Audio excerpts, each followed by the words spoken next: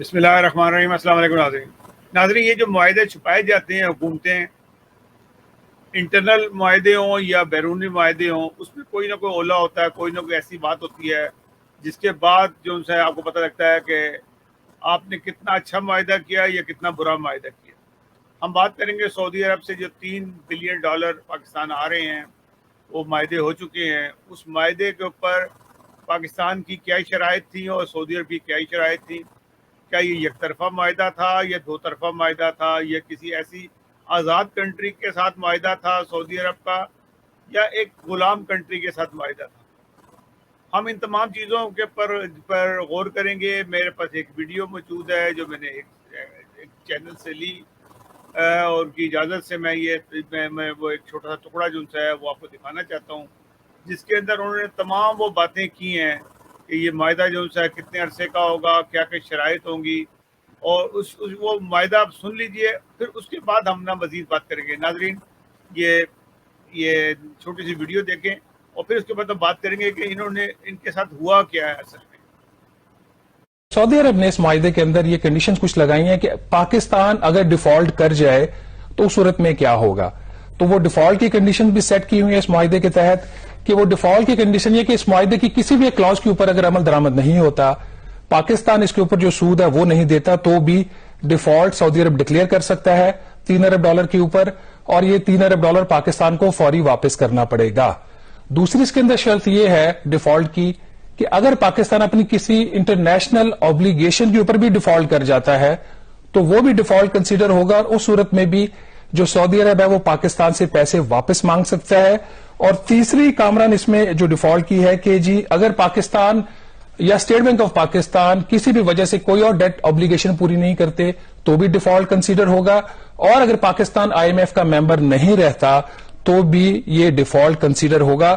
تو ڈیفالٹ کی صورت میں سعودی عرب 1 سال سے پہلے پاکستان سے پیسے واپس مانگ سکتا ہے. ایک اور جو اس کے اندر امپورٹنٹ کنڈیشن ناظرین وہ یہ ہے کہ ان لائک پاسٹ جب یہ فیسلٹی 1 سال یا 3 سال کی یہ تھی، اب جو نیا معاہدہ پاکستان اور سعودی عرب کے درمیان ہوا ہے جس کی وفاقی کابینہ نے منظوری دے دی ہے، اس کے تحت سعودی عرب 72 گھنٹے کے نوٹس کے اوپر یہ پیسہ واپس لے سکتا ہے. It is again a very commercial جو اس کی ایک وہ ایگریمنٹ کی یہ ٹرم ہے، اور یہ جو پیسہ ہے ڈیزیگنیٹڈ اکاؤنٹ میں جائے گا، وہاں سے اس کا استعمال ہوگا. ان کیس آف ڈسپیوٹ اگر ہو جاتا ہے دونوں ممالک کے درمیان، تو ڈسپیوٹ کی صورت میں سعودی عرب کا جو قانون ہے وہ لاگو ہوگا، پاکستانی قانون لاگو نہیں ہوگا. اور اس میں ایک جو بڑی ہی کروشل ایک کلوز ایڈ ہوئی ہے اس معاہدے کے اندر، وہ یہ ہے کہ پاکستان نے اپنا جو سوورن امیونٹی کا جو رائٹ ہے وہ سرنڈر کیا ہے. اس کے مطابق اگر خدا نخواستہ پاکستان $3 ارب پہ ڈیفالٹ کر جاتا ہے تو سعودی عرب کا یہ حق ہوگا کہ کوئی بھی پاکستان کی جو انٹرنیشنل پراپرٹی ہے اس کو وہ اٹیچ کر سکتا ہے. یہ وہ تفصیلات جو ہمارے ذرائع نے ہمیں وزارت خزانہ سے بتائی ہیں، جس معاہدے کی کابینہ نے through circulation of the assembly منظوری دی ہے. جی ناظرین، آپ نے یہ دیکھا، ویڈیو سنی. ویڈیو کے مطابق جو کچھ صورتحال ہے، سعودی عرب نے اپنے ماضی کے خدشات کو دیکھتے ہوئے یہ معاہدہ کیا، جس کے اندر وہ 72 گھنٹے کے اندر خود بخود ہی معاہدہ کینسل بھی کر سکتا ہے.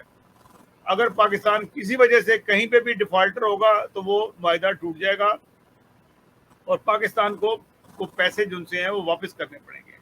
اور اگر پاکستان نے پیسے استعمال کر لیے، سال کے اندر کھا پی گیا، تو پاکستان کے اندر پاکستان کی جو بیرون ملک پراپرٹی ہے وہ اٹیچ کر لی جائے گی فوری طور پہ، اور وہ پہلے ہی اٹیچ کی ہوئی ہوگی انہوں نے.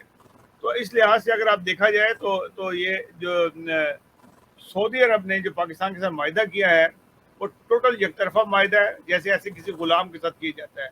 انہوں نے کہا جی کہ ہمارے کیونکہ ماضی میں حالات ایسے رہے کہ پاکستان ہمیشہ سعودی عرب کے پیسے کھا جاتا تھا، تو اس دفعہ ہم نے بڑے سخت معاہدے کیے ہیں.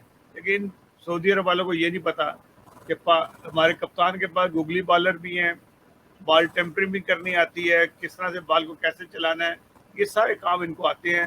اور اس وقت تک جب تک یہ پیسے دینے ہوں گے، اس وقت تک سعودی عرب کسی اور پرابلم پڑا ہوگا جہاں پاکستان کی ضرورت ہوگی، اور پاکستان اس وقت اس کو کیش کرائے گا. اور یہ میں امید رکھتا ہوں کہ سعودی عرب بھی کیونکہ ایک بزدل ملک ہے تو اس کو بھی کچھ نہ کچھ ایسا کام کرنا پڑے گا جسے جہاں پاکستان کی ضرورت پڑ جائے گی اور اس کو یہ معاہدہ کہ پاکستان کو پیسے معاف کرنے پڑیں گے، یہ ان کی مجبوری ہوگی اور یہ بہت جلدی ہو جائے گا ایسا کہ زیادہ پریشان ہونے کی ضرورت نہیں ہے، کیونکہ بہرحال یہ جو معاہدہ ہوا ہے یہ ایک طرفہ معاہدہ تھا، یہ کسی آزاد کنٹری کا معاہدہ نہیں تھا کہ سعودی عرب سے کیے جائے. ایسا لگتا تھا کہ پاکستان ایک غلام کنٹری ہے جس کے گلے پہ انگوٹھا رکھ کے یہ معاہدہ کرایا گیا ہے.